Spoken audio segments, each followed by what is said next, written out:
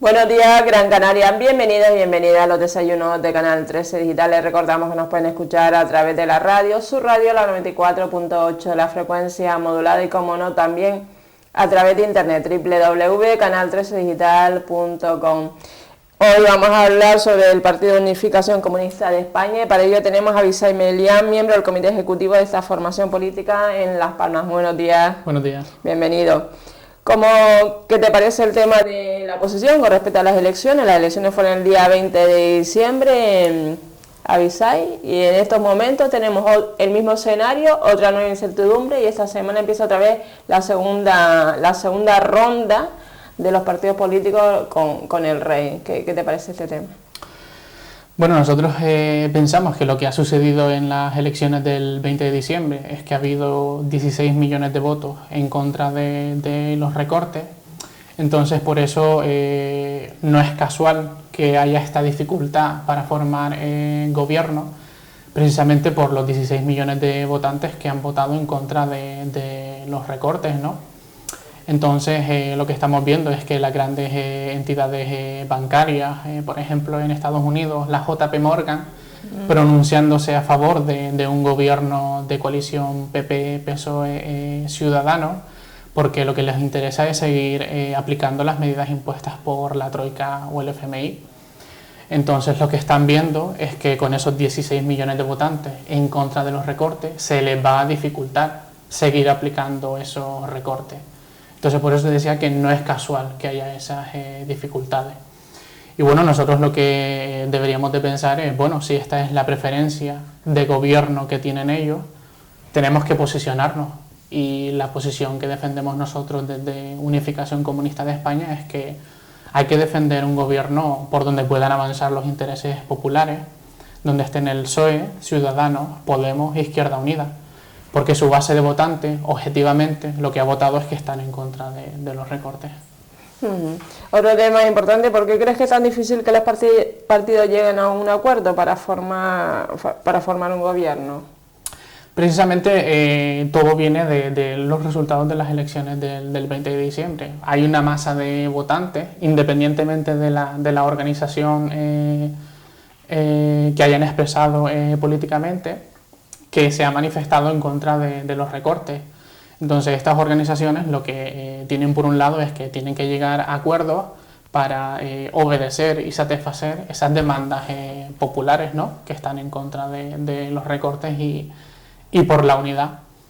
Entonces, pues las dificultades para formar gobierno están ahí, en que hay un tira y afloja entre la Unión Europea está exigiendo medidas y por otro lado la gente lo que está pidiendo es acabar con los recortes, ¿no? Entonces, por eso las dificultades para ponerse de acuerdo entre las organizaciones. Otro tema importante, ¿qué opinan de un gobierno de gran coalición, entonces? Sería PP, PSOE y Ciudadanos. En torno a este gobierno, los que se han pronunciado han sido las grandes entidades bancarias, sobre todo. Vemos al Deutsche Bank, o a la JP Morgan, o a periódicos norteamericanos, que lo que manifiestan públicamente es que lo que interesaría en nombre de la estabilidad para España sería un gobierno PP, PSOE, Ciudadanos. Lo que se esconde detrás son organismos como el FMI, la Troika o la Unión Europea exigiendo esos paquetes de recortes que ya en plena campaña, si lo recortamos, la Comisión Europea exigía 9.000 millones de euros más en recortes. Entonces ellos se han posicionado en torno a esta gran coalición, pero desde luego nosotros no estamos de acuerdo y nos posicionamos en contra, ¿no? Siempre decimos que el gobierno que les favorece a ellos es el que nos perjudica a nosotros. Entonces tenemos que estar en contra de ese gobierno y proponer un alternativo por donde pueda avanzar los intereses de la gente. Los casos, Avisay, de presunta corrupción del Partido Popular, que esta semana también nos despertamos con nuevos casos en Valencia, ¿no han afectado al Partido Popular entonces realmente? Porque el Partido Popular ha ganado las elecciones, pero no puede formar gobierno uniéndose con Ciudadanos.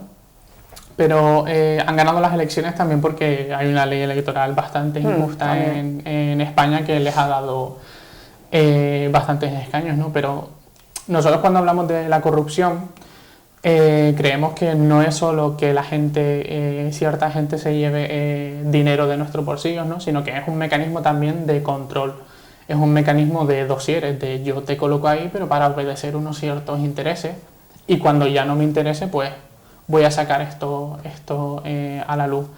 De todas formas, los nuevos casos que se están viendo de corrupción en Valencia, también hay que ver quién los ha sacado y para qué. Si es que hay un interés o no en que Rajoy, por ejemplo, dimita como cabeza de lista del PP a formar gobierno y que den paso a otra gente, pues como Soraya Sáez de Santa María, que es algo en torno a lo que también se han posicionado estas grandes entidades, ¿no?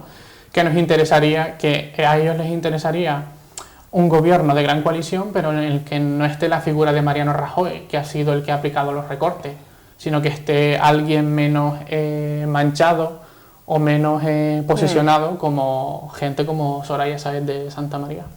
Otro tema importante, explícanos la Unión, o sea, el Partido de Unificación Comunista de España, ¿qué son? ¿Qué es realmente? ¿Antiguos militantes de Izquierda Unida? ¿Ustedes qué propugnan? ¿Qué valores propugnan? No, nosotros somos una organización marxista-leninista pensamiento Mao Zedong, con 47 años de tradición histórica y de lucha en España, y nacimos en torno a un periódico.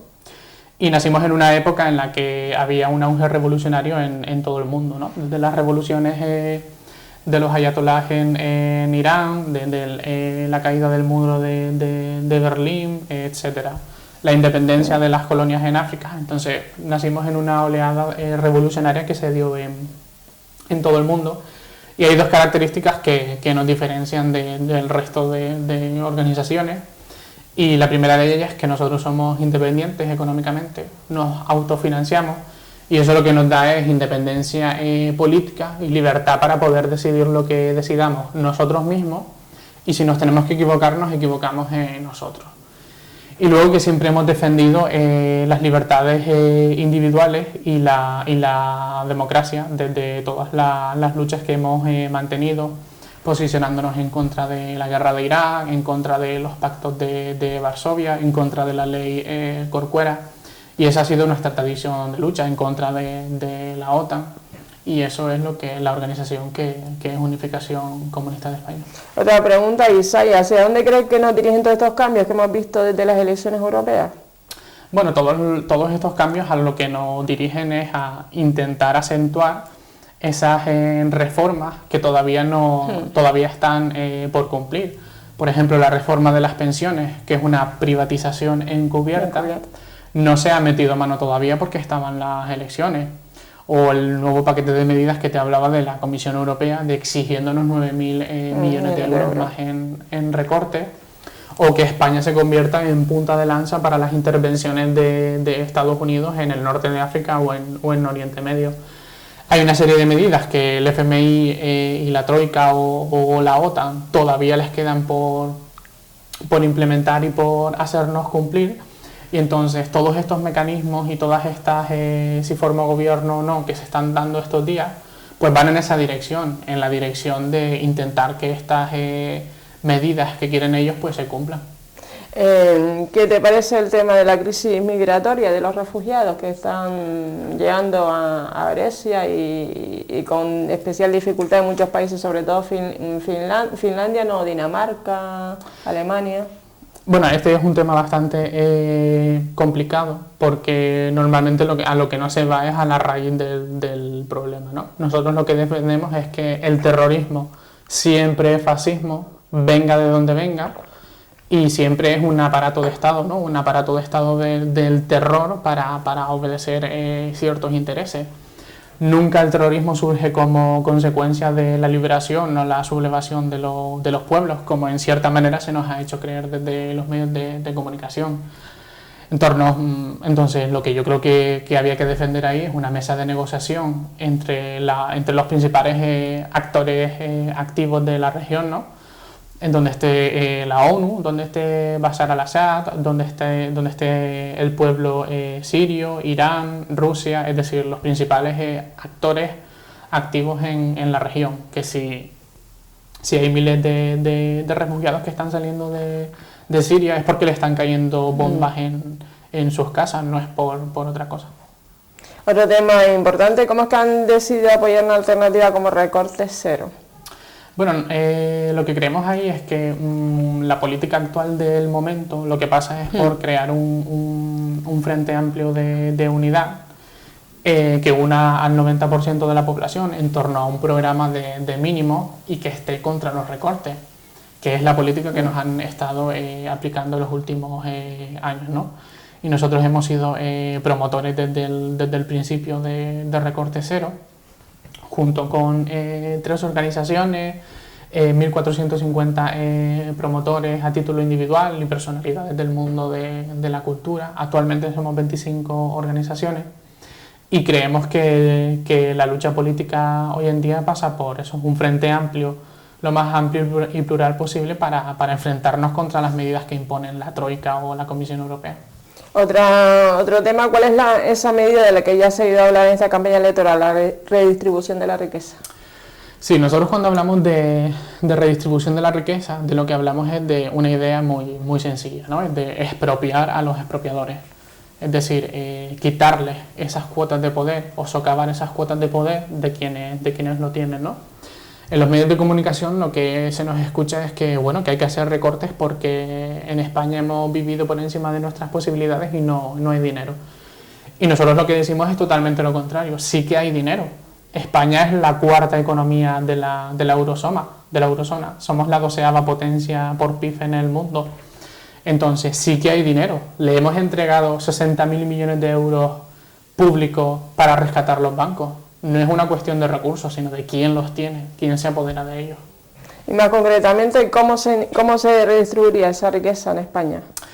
Nosotros ahí lo primero que proponemos es proponer un techo salarial. Según los técnicos de Hacienda, hay un 0,2% de la población en España que cobra más de 10.000 euros al mes.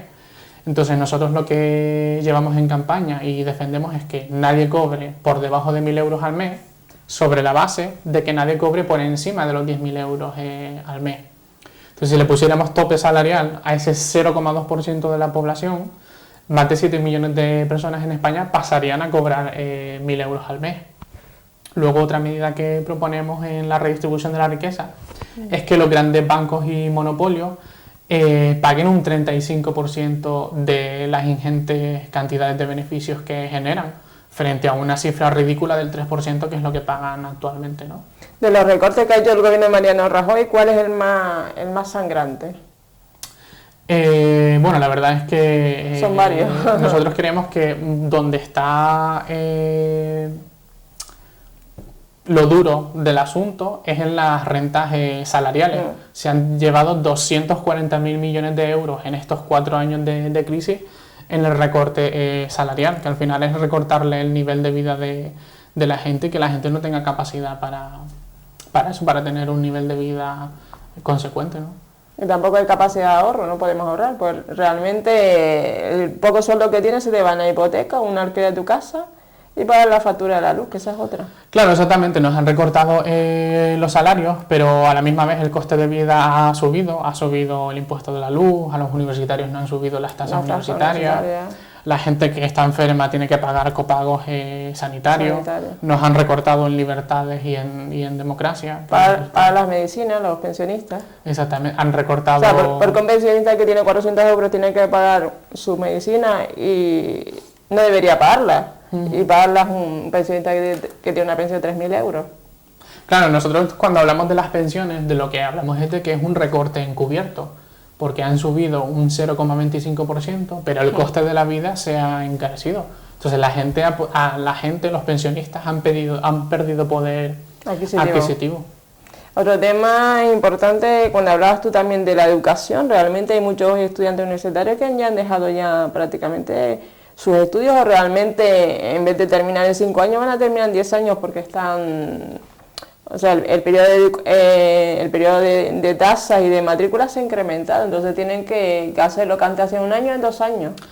Sí, desde luego lo que ha habido ha sido un aumento de las tasas universitarias, la educación universitaria se ha encarecido, pero también nosotros nos posicionamos en torno a que, bueno, eso también tiene ¿cómo decirte? Está interesado. Lo que se está haciendo es obstaculizar el acceso al estudio, a la educación universitaria, porque lo que se está promoviendo es la formación profesional de FP, ¿no? Que al final es mano cualificada de obra, o sea, mano de obra poco cualificada y más fácilmente explotable, ¿no? Frente a una educación universitaria, que lo que nos puede dar es una inversión en tecnología y en productividad. Lo que se está favoreciendo es el sector servicios y la FP, ¿no? Otra pregunta, Isaí, ¿qué quieren decir cuando hablan de soberanía nacional? Nosotros cuando hablamos de defender la redistribución de la riqueza, lo que defendemos es que sin defender la soberanía nacional no podemos proponer un proyecto de desarrollo económico del país o un proyecto para salir de la crisis. ¿Por qué? Pues porque precisamente hay organismos internacionales como el Fondo Monetario Internacional o la Comisión Europea, la Troika, que lo que están diciendo es ya en plena campaña que para el próximo año el próximo gobierno saliente tiene que ejecutar un proyecto de recortes por valor de 9.000 millones de euros. Entonces a nosotros eso nos parece una injerencia total en los asuntos internos de España, ¿no? Que frente a eso nosotros seamos los que decidamos por nosotros mismos cuál es el mejor proyecto para nuestro país. Y desde luego perteneciendo a la OTAN o aceptando este tipo de injerencias y de imposiciones, como que el Fondo Monetario Internacional pasa a controlar el sistema bancario español, pues no toleramos ni estamos de acuerdo con eso. Otra pregunta, ¿cómo es el funcionamiento de Recortes Cero en un partido tradicional? Bueno, Recortes Cero tiene un funcionamiento asambleario, tiene una coordinadora general, central, y luego tienen coordinadoras provinciales y locales, y nosotros con lo que estamos de acuerdo es con que sea la gente la que tenga el poder de decisión, ¿no? y la que tenga todo el poder de debatir las propuestas y de decidir al fin y al cabo. Luego también tenemos un grupo de intelectuales que es independiente de Recortes Cero, pero que también es un foro de debate, ¿no? Y bueno, en resumidas cuentas es un funcionamiento asambleario de Recortes Cero. ¿A qué se refieren con Frente Amplio del 90%? Nosotros cuando hablamos de Frente Amplio, lo que queremos decir es que necesitamos la unidad del 90% de la población frente a esas injerencias externas, ¿no? Porque bueno, quiero decirte, son organismos como la Troika o el Fondo Monetario Internacional, que son organismos con cierto peso y cierta fortaleza, ¿no? Entonces, frente a eso, nosotros consideramos que nos tenemos que unir al 90%, porque objetivamente estamos en contra de las medidas que ellos quieren aplicarnos, y nos interesa unirnos para hacerle frente y poder dar otra batalla, ¿no? Para ir finalizando, Isaí, ¿qué posición mantiene Recortes Cero con el tema de Cataluña, de la independencia de Cataluña? Bueno, ahí nosotros lo que llevamos una campaña para las elecciones catalanas y también para las elecciones del 27 de diciembre, y lo que decíamos era... 20 de diciembre. 20 de diciembre, me confundí con el 27 de septiembre. Lo que decíamos era que Artur Mas y Mariano Rajoy eran dos caras de una misma moneda, pero el gobierno de Puigdemont, que es el que está ahora presidiendo Junts pel Sí, también es otra cara de la misma moneda, porque estamos hablando del gobierno de Artur Mas, que ha sido el gobierno de los recortes, ha sido el alumno aventajado de todas las comunidades y de España, que ya aventajar al PP en los recortes es aventajar en aplicar los recortes impuestos desde la Troika y desde el FMI. Entonces, si Mariano Rajoy ha recortado a los canarios, es porque ha obtenido el apoyo de Artur Mas para que eso fuera posible. Entonces, con lo que no estamos de acuerdo es con que se enarbole la bandera de la independencia para no hablar de los recortes en Cataluña, ¿no? ¿Y cómo valora, ya ahora sí finalizo, los resultados que hemos obtenido en Canarias? Bueno, nosotros creemos que es un resultado muy bueno, sobre todo porque nosotros tenemos un hándicap importante, que es el darnos a conocer a la gente, ¿no? No hemos tenido mucha cobertura en los medios de comunicación, y nuestra forma de llegar a la gente pues es en la calle, ¿no? A pie de calle, explicándole nuestra alternativa y la campaña a la gente. Entonces consideramos que es un resultado muy bueno, porque la gente que nos conoce nos ha votado, siendo este también un resultado humilde, ¿no? Y lo que sí esperamos es, bueno, estar a la altura del resultado que hemos tenido, partiendo de que es un resultado humilde y de que va a llevar tiempo, de que la gente nos siga conociendo, ¿no? Y darnos a conocer a la gente. Pues nada, pues muchísimas gracias, Abisai Melián, por estar aquí. Espero que la entrevista con Abisai Melián, miembro del Comité Ejecutivo de Unificación Comunista de España de Las Palmas, haya sido sagrado. Recordamos que esta entrevista es colgada en nuestro Facebook de Canal 13 Digital. Muy buenos días, Gran Canaria.